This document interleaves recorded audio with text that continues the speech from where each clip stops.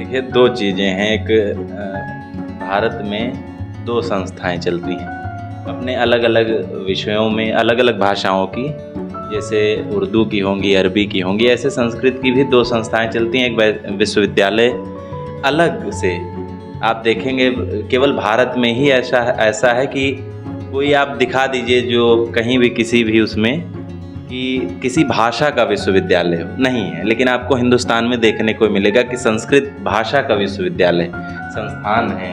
संस्कृत पूरे भारत में हर कोने से 15-17 विश्वविद्यालय हैं, केंद्रीय विश्वविद्यालय जो संस्कृत भाषा के अपने भाषा है कि विषय है?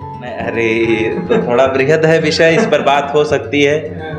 मैं विषय कहने से इसको बहुत बचूंगा, बहुत क्या बचूंगा, बिल्कुल बचना चाहिए और हर इंसान को बचना चाहिए। बिल्कुल विषय नहीं है, भाषा है, माध्यम है। दरअसल तमाम विषयों को जन जन तक पहुंचाने का एक माध्यम है, जो मुझे लगता है सहस्रों वर्षों तक पूरे भारत में, मैं वैश्विक स्तर पे तो नहीं कहूँगा, लेकिन भारत में जो अखंड भारत था आज के कई वर्षों पहले, तो उसमें जो माध्यम था वो संस्कृत ही थी।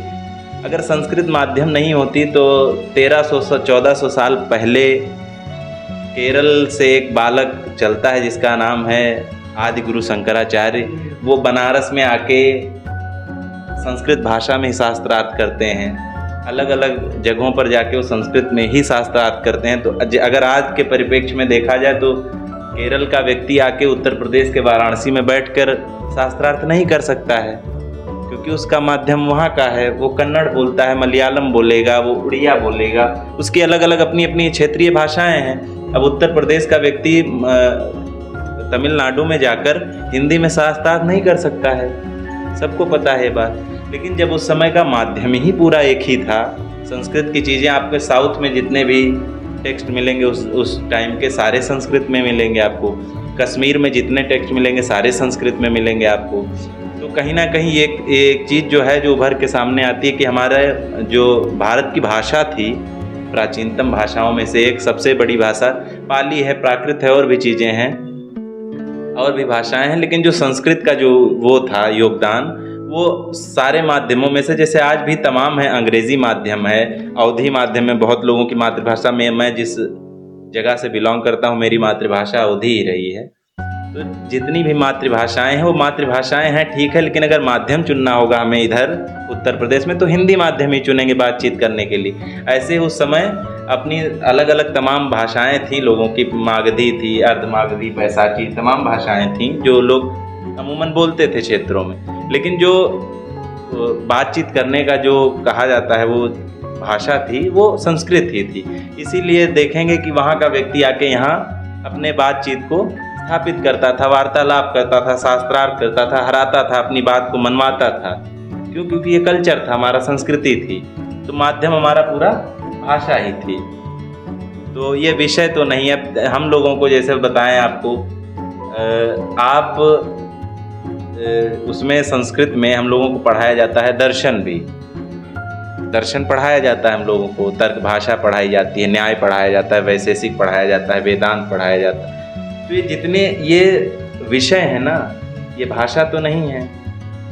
तो जो संस्कृत भाषा में हम दर्शन पढ़ते हैं, तो विषय दर्शन पढ़ते हैं, लेकिन भाषा संस्कृत होती है हम लोगों की। तो भाषा को विषय में रूढ़ करने का सबसे बड़ा मुझे लगता है ये सोची समझी किसी की साजिश रही होगी अपनी। उस विषय पे नहीं जाना है कि भाषा को रूढ़ कर दो, सीमित कर दो इसको पंडितों तक या पूजा पाठ तक, कर्मकांड तक, कि भाई जो 16 संस्कार हैं बस यहीं तक ये संस्कृत सीमित है, और इससे आगे बढ़ी तो 2-4 लोग हैं जो जैसे क्षेत्र विशेष, वाराणसी है, कश्मीर है, अयोध्या है, या जहाँ जहाँ संस्कृत के इस गुरुकुल चलते हैं वहीं तक सीमित कर दो इसको विषय में रूढ़ कर दो, तो लोगों के अवचेतना से वैसे ही ये ख़त्म हो जाएगी। तो लेकिन वो चीज़ें ख़त्म हो रही धीरे धीरे। संस्कृत का स्तर बहुत बढ़ रहा है। अभी भी वो एक समय था जब सीटें पीएचडी में आती थीं और खाली रह जाती थीं, इसको डिनाई करने की ज़रूरत नहीं, पर अब सीटें आती हैं। अगर 100 सीटें आ रही हैं तो आवेदन आ रहे हैं 800-900, तो कहीं ना कहीं चेतना बढ़ी है हिंदुस्तान में संस्कृत को लेकर। ये बहुत अच्छा है हम संस्कृत प्रेमियों के लिए। और बेहतर होगा भविष्य में, ऐसी कामना है प्रभु से।